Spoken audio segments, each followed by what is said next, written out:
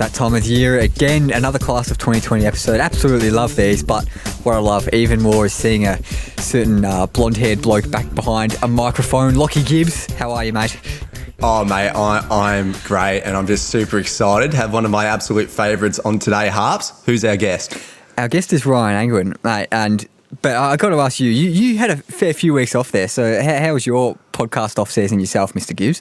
Yeah, look, it was good. I said to Harps I'd only come back for the big dogs, and so we've got a big dog in today, mate. Ryan, how are you? Yeah, I'm good, thanks, Flock. Cheers, boys, for having me. I love jumping on with you boys. I'm ready to get into it. Mate, it's always a pleasure. And just quickly, what do you think of that intro music? Because you are out of all our guests, you're our resident music expert. The guru. So music. Yeah, I liked it. I was bobbing my head during the intro. So, I feel like it gets a little bit of upbeat tempo for the viewers. So, yeah, keep it going, I reckon. Yeah, we love that, mate. You should maybe consider a music critic career after you finish up with footy. I like that a lot. But you talked about Lockie Gibbs' podcast off-season then, mate. But your off-season's done and dusted. Pre-season is almost done. You've got less than a week to your games, first game of the AFL season. So how was your off-season, Matt?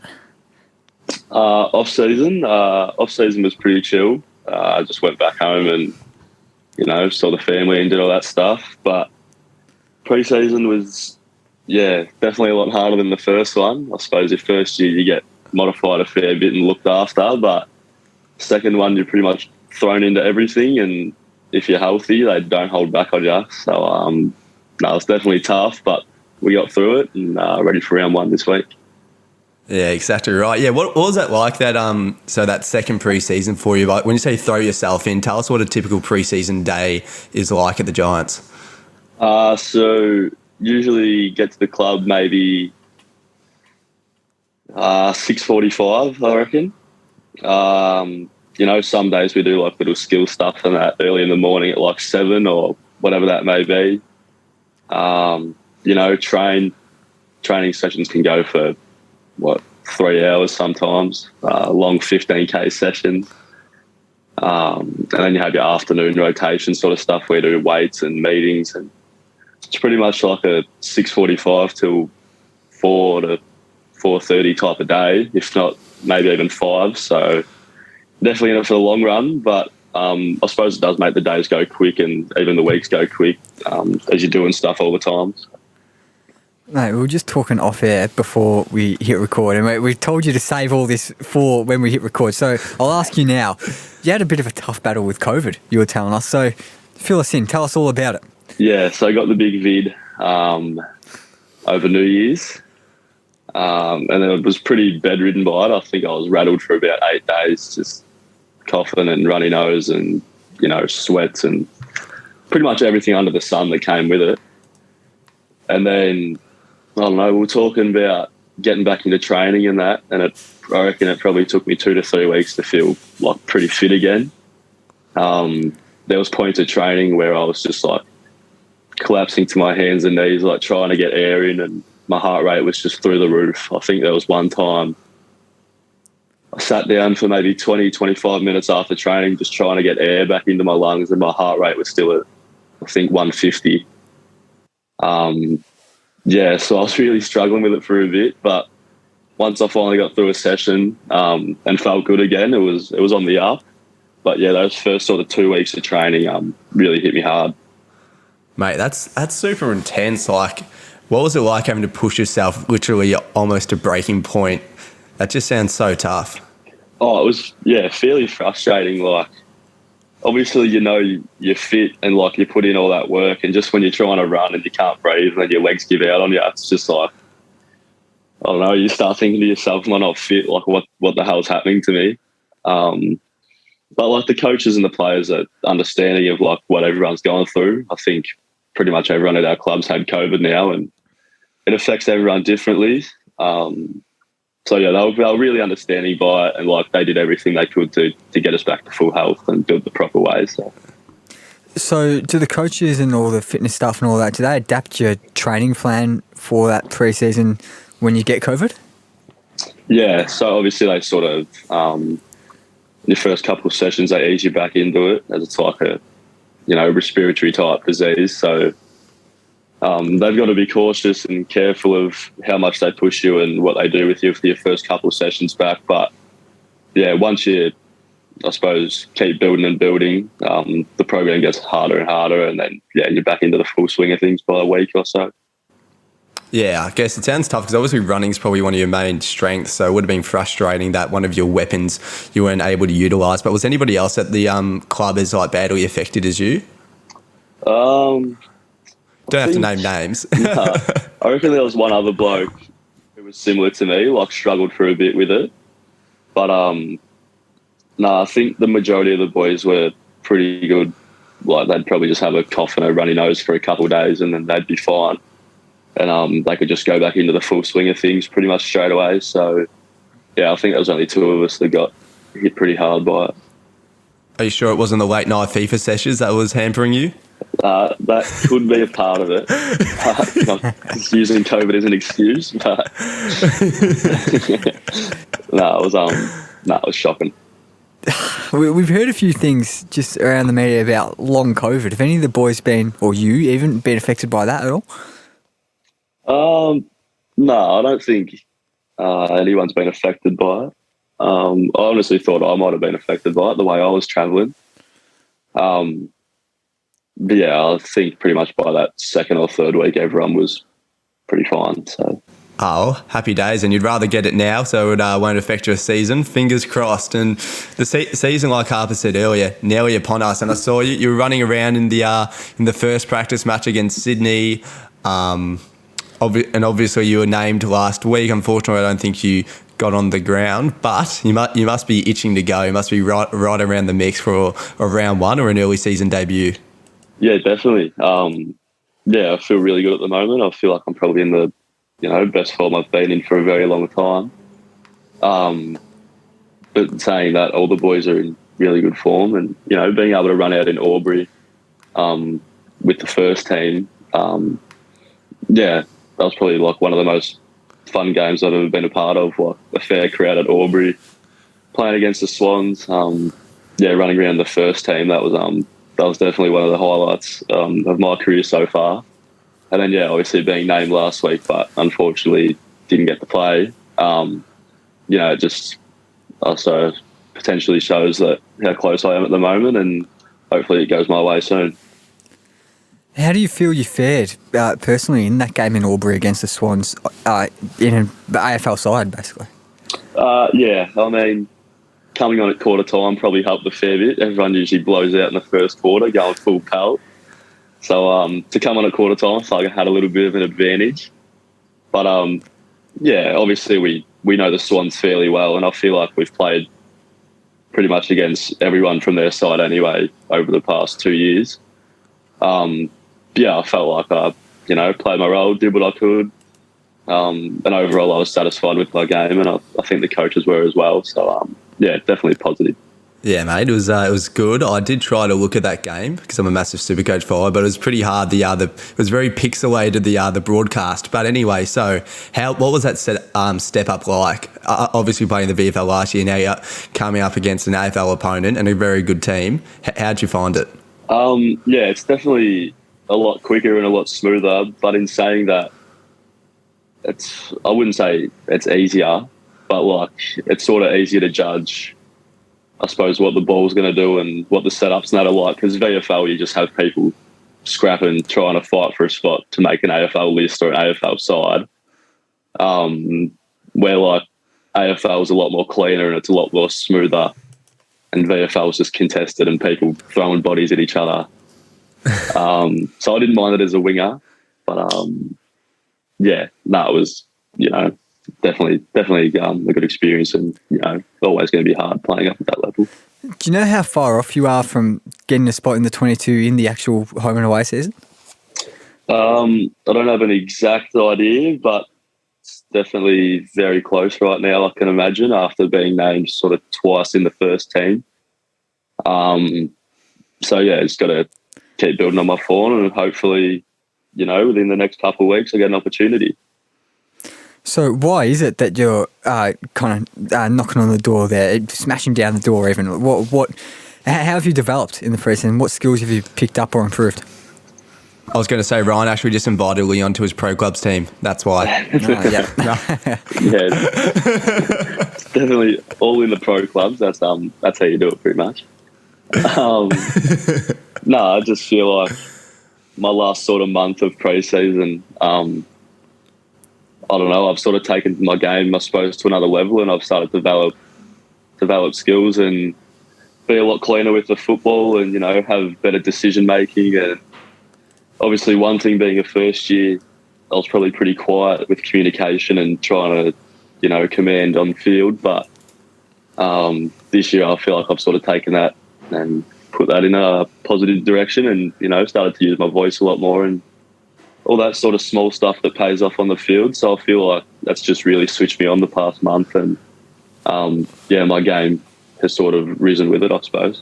Yeah, it sort of sounds like when you say like using your voice more, it sounds like you have a lot more sort of confidence. It's your second year on the list. The boys better. Are you feeling obviously a lot more confident sort of heading into the season? Yeah, definitely. Obviously having those closer relationships off rip straight into another pre-season. Communication on field. We've got such a tight group on and off field. Great relationships with coaches and other staff members. I feel like that's really putting the club into a positive direction, and with all that, the boys are rising with it, and including myself and everyone else. So, I think it's going to be a good year. Mate, well, that's music to our super coaches' ears, because I can tell you, mate, your name's been coming up a fair bit. Everybody's hoping to get a round one selection, and if it's not round one early, mate, you'll be a saviour for our fantasy side. So looking forward to putting you into my team. Yeah, that's exactly why we play. And you mentioned the skills just a minute ago there, but mate, you're a bit general there. We want to get into the nitty gritty there, get into the specifics, get all technical. So what is it? What have you really improved? Is it the kicking, the marking? What kind of skills personally? Can tell Harpy's a footy player. No, definitely being like a lot cleaner and faster with the footy. So, if you get it, you have that general instinct of what you're going to do straight away with it. But like with that comes composure, and if you can't give the first option, then just like having agility and dance steps to maneuver your way through, and obviously you try to build your body up through the year and through the pre-season with weights and that. So coming out a lot stronger and a lot more physical, I feel like has helped my game as well. But yeah, generally just being quicker, like whether that be hands or just a quick little one-step kick to a inside 45, just having that quick decision-making throughout the pre-season and leading that into games has, I suppose, really helped so far. Yeah, and I'm sure if anybody here follows the GWS Giants Instagram page, they'd see many photos of Ryan shifting tin. The social media team loves the big dog, and also I guess so you're developing those skills. What sort of role do you see yourself playing this year in both the AFL and VFL side? I think previously, you've played mainly as a winger. Is that sort of where you see yourself playing throughout the next 12 months? Yeah, if I was to break into the AFL side, I feel like that position would definitely probably be wing, just like being a second year and where my body's at the moment, and having so many inside midfielders, it's hard to get in there. But last weekend in the VFL, I played a full game of inside mid, which I hadn't done since probably under 16s or maybe bottom age under 18s. So to get that sort of experience again, that was good, and to go up against bigger bodies and grown men was also made it a lot harder. But we're always up for a challenge, and I loved every minute of it. So we want to know, Matt, how's the AFL team faring as a whole? Do you reckon you can go even further than you did last season when you got into week 2 of the finals? Yeah, I definitely think we can go further. I mean, it's probably a pretty generic answer, but we're fairly confident that we can be there at the end of September and hold up the cup, as I suppose every player would say for their club. But we generally have this true belief and desire to win that flag and have success, and I think we've got a really good group to do it. So why is this season different to last season? Why do you reckon you can go even further than you did in 2021? Just feels like the boys have come back a lot hungrier, and we're sick of making the finals and not getting the results we wanted. It just feels like since day one the boys have been on and switched on and ready to go, and the development we've seen over the pre-season has just been massive, and comparing that to last year, I feel like we can take it to a whole nother level. Yeah, and apart from yourself, mate, who's set for a massive year down at Giant Land? I'll definitely throw up Josh Kelly's name. I think everyone is expecting that. Stephen Canelio as well. He's back fit and firing, and obviously in some really good form at the moment, dominating our pre-season games and that. But also another one I think would be Tanner Bruin, obviously being a high pick last year. 2020, sorry. He's taken his game to a whole other level this pre-season, and I can't wait to see what he can do over the course of the year, because he's going to be an absolute jet. So for you personally, obviously you want to try to get a game as early as possible, round one, hopefully even. But outside breaking into that AFL Best 22, what are your aims for this season? Aiming for? I suppose it's just to, develop my game even further than what I can, develop different positions. I've tried out half forward and half back over the pre-season, and obviously got that wing role. And now moving into inside mid, so if I can become that versatile player that can play anywhere, I feel like that goes a long way to, being a consistent AFL player. But, I think the obvious one is that team success, and whether that be in the AFL or even the VFL competition, I'm sure the boys would love to get there. So. Yeah, how good is it not going to the season with almost not complete certainty, but you'd be confident that you're going to be getting a full season at either level. There won't be too many more interruptions with COVID. That must also ease your mind a lot, because your last 2 years have obviously been, decimated with lockdowns and cancelled competitions. Like, must just be so good being able to go and be like, yep, I've got a full season of footy ahead. If you stay injury free, which fingers crossed, and suspension, no more suspensions, mate. No, not this year. Got to get away with the suspensions in the pre-season. But I mean, you never know what can happen over the course of the year. But at the moment, to think we're going to get a full season of AFL uninterrupted and VFL uninterrupted, not having that for the past 2 years has been pretty frustrating. But I'm sure to get that out, this year, it'll sort of be refreshing for the mind just to get back to normality and play football again, and I suppose stop you stressing off field about what's going to happen in the future and all those sort of things. But, you can control what you can control and take it week by week again, because you never know what's going to happen. Mate, 100%. And now also, we were chatting off air about this before, but you're living with big Braden Pruce, one of the biggest units in the AFL, mate. Tell us a little bit about what it's like living with him. Yeah, he's probably the biggest human I've ever seen. But no, Bruce is a genuine, caring bloke. He's very competitive. But yeah, just living around with him. Very tidy man, loves to keep the house clean, which is a positive for me. Can cook. It's another positive for me. Actually, yeah, on that, have you cooked? Have you started cooking yet? No, not heaps. Definitely been utilising Uber Eats since moving closer to the city. Oh. But no, Bruce is he's very easy to live with, and we get along really well. So that's all right. Is he cleaning up after you, or do you kind of clean up after yourself? You're a tidy bloke yourself. No, I'm definitely a tidy bloke myself. I don't want to leave a mess for others to clean up. But if there's a tiny little mess on the floor that could be cleaned a week later, he'll just clean it in that moment, where I'm sort of like, I'll just get to it later when the whole floor needs to be done. But he looks after the house very well, and I'm very, very appreciative of that. Oh, well, I reckon we've got another goal for Ryan this year. Get in the kitchen a bit more. Whip up a few feeds. Yeah, that's actually a goal of mine. I've been saying to the house, I need to start cooking. I need to carry my weight here. So I'll definitely look into that.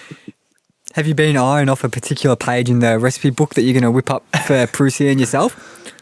No, not a particular page, but I'm real good at stir fry, which isn't hard, but that's definitely a go-to. And then anything pasta. If you can't cook pasta, you probably shouldn't be in the kitchen. So that's definitely those two. So cool. I love that, mate. And from one very deep note to another, in the last couple of episodes, you'll know, and all the listeners probably know, that I've been asking you what your life philosophy is. We're going to mix it up this time. You spoke about the Mamba mentality on both the first two episodes. So firstly, can you remind us what it is? And secondly, can you tell us about a time perhaps when you might have used that Mamba mentality in the pre-season, the off-season? So Mamba mentality for me is pretty much just like using every day to get better, improve yourself, not only on field but off field. You want to try to be the best person you can, and you can sort of invest yourself to do that every day and keep getting better. Then that's pretty much what I see the Mamba mentality as. And yeah, pretty much this pre-season, I've tried to use that as much as I can, like whether it be craft sessions, which are, you barely move and you just do hands and touch and that. If I can nail that to a T and do it properly, then I feel like I've come out of that and improved myself. Team meetings, I just always take a notebook in now and write as many notes as I can, just to, try to get that clear picture of what we're doing for the year, and our opposition meetings and that. So that's another thing where I feel like I can just, sort of develop off field and get a knowledge of different setups and different looks that other teams are going to throw at us and what we're doing. So I've just tried to do everything I can as, I suppose, professional as I can throughout the pre-season, and that's held me in a really good stead so far.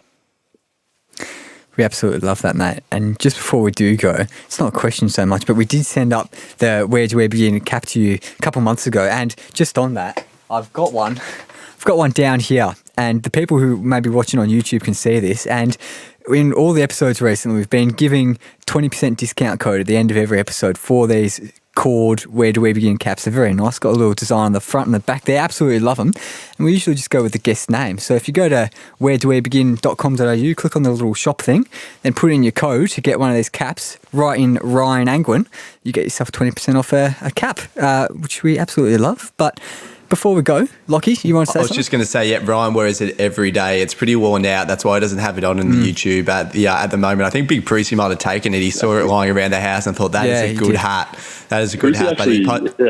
Brucey didn't mind it at all. He actually rated it a fair bit. So I'll tell him to use the code and get onto one. Yeah, chucking that code Ryan Angwin out there at the Where Do We Begin shop. But that just about wraps us up, I reckon. Lockie, unless there's something else you want to say? No, mate. We're just looking forward to seeing the whole Bruce Angwin household in the hats. Thank you so much for the listeners for sticking around. And, of course, thank you so much, Ryan, mate. Great to have a part-time footballer, full-time FIFA champion on the cast. Thanks for having me, boys. Like I said, I love jumping on chatting to you blokes. So the more often we get this done, the happier I am. So cheers for having me. Warms the heart. Warms the heart. Touching words. Ryan, thank you very much. And Lockie, mate, it's good to have you back. We've got another Class of 2020 episode that we're going to record in about 20 minutes. So we'll get into that one. And to the listeners, thanks for tuning in. We'll see you next time. See ya.